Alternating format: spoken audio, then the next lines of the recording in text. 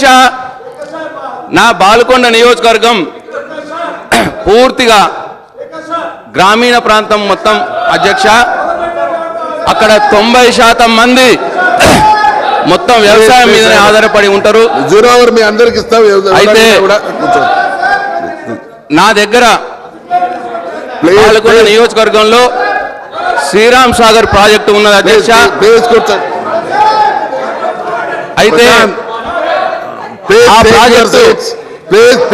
ఆ ప్రాజెక్టు ద్వారా బిజినెస్ కాలువలు తవ్విరు అధ్యక్ష. కాకతీయ కాలువ, వరద కాలువ కాదు, ఆ రెండు కాలువలు మాట్లాడితే నా నియోజకవర్గంలో 25 కిలోమీటర్ల పొడవుతా తవ్విరు అధ్యక్ష. అయితే ఆ కాలువలు తవ్వే క్రమంలో దాదాపు 18 గ్రామాల్లోని 16 చెరువుల గుండా కాలువలు తవ్విరు అధ్యక్ష. ఆ 16 చెరువులు మొత్తం విధ్వంసం అయిపోయినాయి. ఇప్పుడు అదే సమస్య అధ్యక్ష, సమస్యనే అది. అయితే ఇప్పుడు ఆ గ్రామాల్లో చెరువులు లేకుండా పోయినాయి అధ్యక్ష. వాళ్ళు మొత్తం భూగర్భ జలాలు అట్టడుకుపోయి ఇవాళ బోర్లలో నీళ్లు వస్తలేవు. వాళ్ళకు ఆధారం వల్ల ఆ కాకతీయ కెనాల్ నుంచి లీకేజ్ వాటర్ చొప్పున అదేదో వాడుకుంటారు అధ్యక్ష. అయితే నడవాలి సార్. ఇప్పుడు మనం మీ ద్వారా టేకప్ చేస్తున్నాం, మంత్రివర్యులను కోరుతున్నాం. వాళ్ళకి శ్రీరామ్ సాగర్ ప్రాజెక్టులో 80 టీఎంసీల సామర్థ్యం ఉంది అధ్యక్ష.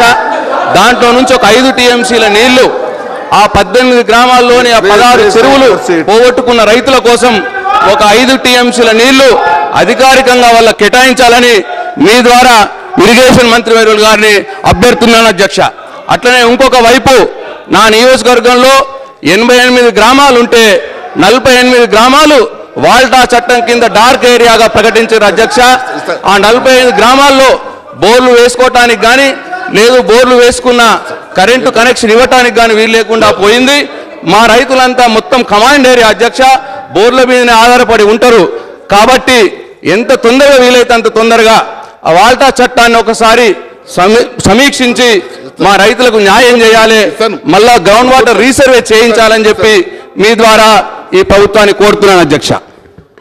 బట్టి విక్రమార్క గారు ప్లీజ్ ఒక్క నిమిషం. గౌరవ శాసనసభ్యులు ప్రశాంత్ రెడ్డి గారు చెప్పినటువంటి అంశాన్ని నోట్ చేసుకున్నాం అధ్యక్ష. వారికి సమాధానం పంపిస్తాం.